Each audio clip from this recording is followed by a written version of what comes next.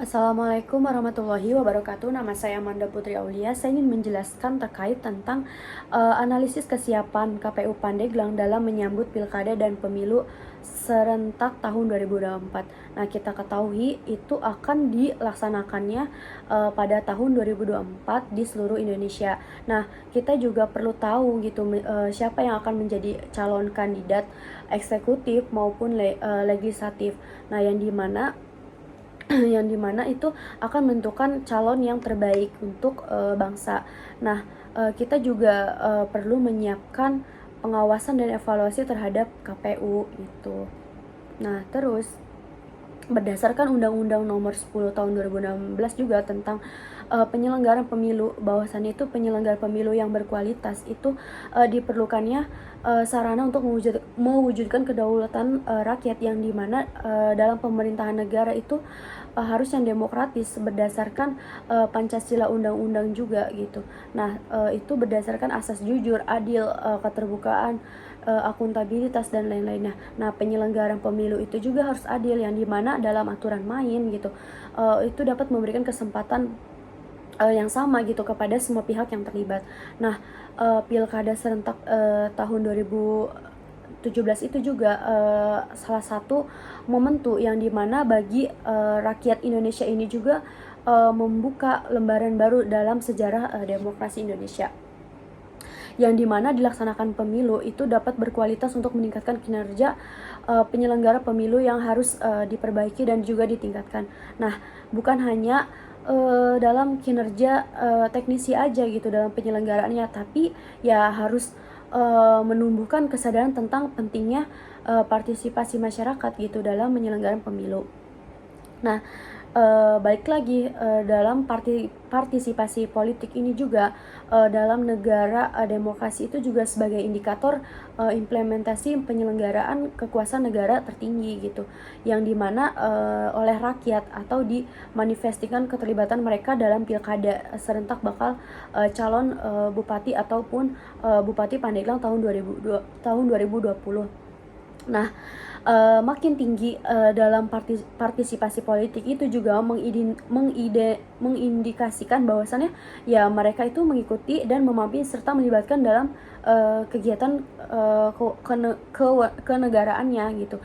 Nah, tingkat partisipasinya juga itu ya rendah juga gitu dalam mengindikasikan bahwasannya itu rakyat itu kurang dalam kenegaraannya, yang mana rendahnya tinggi partisipasi politik rakyat itu juga direfleksikan ya dari sikap golongan putih ataupun golput dalam pemilu gitu.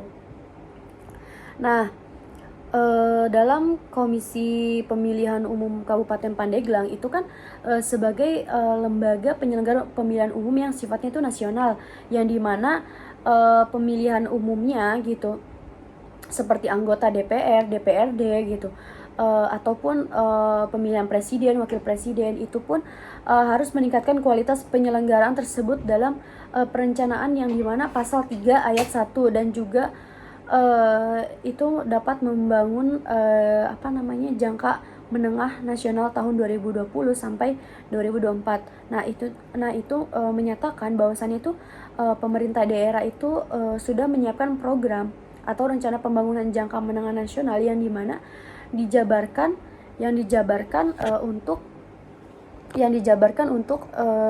sebagai lembaga dan pembangunan jangka menengah. Nah,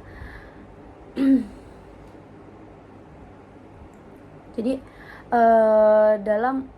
meskipun fenomena politik uang yang sering dilakukan dari oknum kandidat ya peserta pemilu itu juga mencederai gitu jalannya demokrasi yang menjadi landasan baik dalam pemilu ataupun pilkada, karena mengintervensi kekuasaan yang dimiliki oleh beberapa kelompok seringkali ya digunakan untuk memaksakan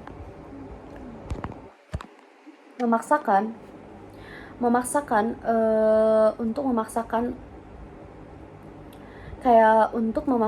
ya adanya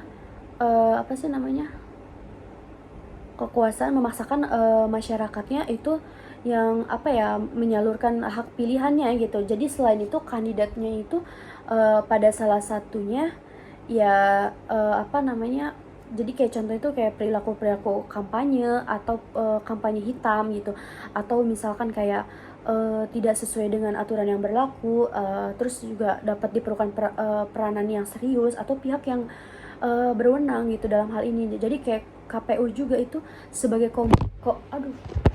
sebagai komisi, KPU itu uh, yang ditugasi untuk menyelenggarakan pemilu, tentunya itu menjadi komisi pemilihan umum yang bertanggung jawab untuk melindungi hak pilihnya gitu, dan juga apa ya, cara-cara preventif itu melalui pendidikan politik yang dimana yang dilakukan melalui sosialisasi. Jadi bagaimana kinerja KPU Kabupaten Pandeglang sejauh ini gitu. Nah, salah satu itu dari kelebihannya. Jadi kalau kelebihannya itu KPU Pandeglang itu dilaporkan dari memiliki sistem pengambilan demokratis yang dimana itu memberikan kesempatan kepada seluruh anggotanya itu untuk mengaspirasi pendapatnya, misalnya kayak proses pengambilan keputusan atau KPU Kabupaten Pandeglang itu mengutamakan asas dari kolektifnya atau dari kebijakannya. Jadi kegiatannya itu pun dapat menjalankan suatu proses ataupun dalam organisasinya gitu. Jadi kayak semua itu berpijak dalam kebersamaannya kayak gitu. Nah, terus yang kedua ada kelemahan. Nah, kelemahan ini adalah yang dimana keterbatasan atau kekurangan itu dari sumber dayanya gitu, atau kemampuan yang ada menjadi penghalang serius gitu dalam kinerja organisasinya. Nah, jadi pada temuan di lapangan itu KPU Pandeglang itu meningkatkan partisipasi pemilihan dan juga menyelenggarakan pilkada Kabupaten Pandeglang itu pada tahun 2020 itu memiliki beberapa kelemahan yang perlu diperbaiki gitu agar kualitasnya itu jadi lebih baik lagi gitu.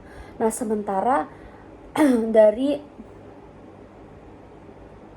KPU jadi sementara KPU Pandeglang itu masih harus merekrut pegawai untuk untuk membantu dan juga menyelenggarakan pada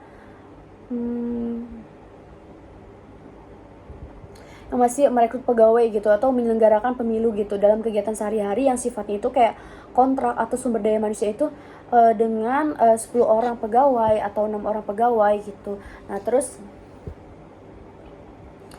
Nah, jadi masalah-masalah dalam KPU yang ada di KPU Pandeglang tersebut itu kayak contohnya tuh terkait kayak namanya itu ganda atau lebih gitu. Contohnya atau kayak masyarakatnya data-datanya palsu gitu. Terus mereka tidak terdaftar atau ada yang udah terdaftar kayak gitu, ataupun yang misalkan kayak rumahnya kosong gitu, terus atau petugasnya itu datang sebagian gitu. Nah, terus yang ketiga ada peluang. Nah, peluang dari KPU Kabupaten Pandeglang ini juga memiliki pelaksanaan strategis untuk meningkatkan partisipasi pemilihannya. Peluang-peluang tersebut itu juga dapat membaiknya itu dalam kualitas demokrasi di Indonesia, yang dimana KPU Pandeglang juga tidak mungkin bisa melakukan sendirian. Nah, adapun ya itu peluang-peluang itu dapat menggandeng kayak tokoh-tokoh masyarakat di situ, terus juga dapat menandakan bahwa masyarakat juga harus peduli terhadap pilkada. Nah, terus yang keempat itu ada ancaman. Nah, ancaman ini yang dimana disebut sebagai distribusi logistik yang terkendali itu seperti kayak telat sampai kayak rusak atau dikarenakan penyediaan barangnya atau jasanya itu diperlukan pengawasan dalam hal tersebut gitu. Nah, contohnya itu seperti ancaman sikap apatisme masyarakatnya itu, bahwasannya sikap apatis masyarakatnya itu terhadap pilkada itu merupakan salah satu ancaman yang dimana sikap masyarakatnya itu masih masa bodoh, yang dimana mempunyai tidak mempunyai minat atau perhatian terhadap pilkadanya, atau misalkan kayak khawatir bahwasannya masyarakatnya itu pesimis terhadap pilkada gitu, sehingga ya itu melahirkan gelombang apatisme yang dimana menyelenggarakan pilkada tersebut gitu. Nah, salah satu faktor yang menimbulkan sikap apatis ini yaitu masyarakatnya sebagai figur kontestan itu atau apa ya namanya, tidak ada wajah baru gitu. Makanya kondisi itu dapat mengancam dari luar, ataupun ancaman itu dapat mengganggu organisasi. Terus kayak misalkan proyek atau konsep bisnis itu sendiri gitu kan. Terus ada KPU Kabupaten Pandeglang, yang dimana penyelenggaraannya itu ya masih kompetisi politik, atau juga berkaitan dengan perebutan kekuasaan, yang dimana dapat memicu gugatan atau demonstrasi bagi yang tidak terima hasil yang dikeluarkan oleh KPU Kabupaten Pandeglang gitu. Jadi kadang calon pasangan peserta pilkada ya hanya siap menang gitu, dan tidak siap untuk kalah. Jadi ancaman-ancaman itu ya apa namanya, kayak undang-undangnya itu ya berubah gitu. Terus setiap penyelenggaraan pemilu itu tidak peraturan perundang-undangan yang terkait membuat KPU. Terus kayak Kabupaten Pandeglangnya itu kayak kebingungan dan belum siap gitu. Terus kayak terkait regulasi atau peraturan juga itu sering berubah gitu. Salah satunya contoh peraturan perundangan yang dimana berubah adalah PKPU, yang dimana basisnya itu dukungannya harus dihitung, dan jumlahnya itu penduduk, yang dimana dikaitkannya satuan persentase, yang dimana sekarang tuh satuannya dipakai oleh jumlah DPT-nya saja kayak gitu. Nah, berdasarkan analisis yang saya teliti, itu bahwasannya ya KPU Pandeglang itu belum sepenuhnya siap menyambut dalam pilkada atau pemilu tahun 2024 yang mendatang. Nah, mereka itu masih membutuhkan sumber daya tambahan, yang dimana tenaga kerjanya itu atau anggarannya bertambah gitu, untuk mengatasi kendala kekurangannya tenaga kerja, ataupun guna mengantisipasi tindakan black camping gitu. Nah, pada pilkada dan pemilu serentak pada tahun 2024 itu juga dapat menyarankan pembuatannya kayak fakta integritas atau bagi para karyawan KPU gitu secara kuat gitu. Dan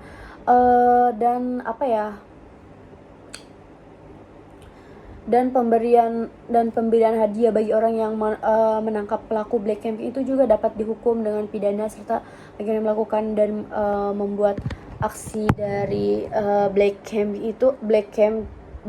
itu akan kayak karena bagaimanapun juga itu bisa dapat proses pemilihan sendiri gitu, dan juga tidak murni. Maka yaitu menjalankan tugas dan kewajibannya itu bekerja dengan sungguh-sungguh, karena ya itu kursi yang didapatkan itu boleh berhasil amanah gitu, melainkan dapat kursi yang dibeli gitu. Dan segala sesuatu yang dibeli itu kan juga kayak akan cenderung lebih milik pribadi aja gitu. Jadi sehingga pada akhirnya ya wakil rakyat yang terpilih itu juga akan memiliki kayak alasannya mengapa gitu ia tidak harus membela rakyat kayak gitu. Cukup sekian, terima kasih. Wassalamualaikum warahmatullahi wabarakatuh.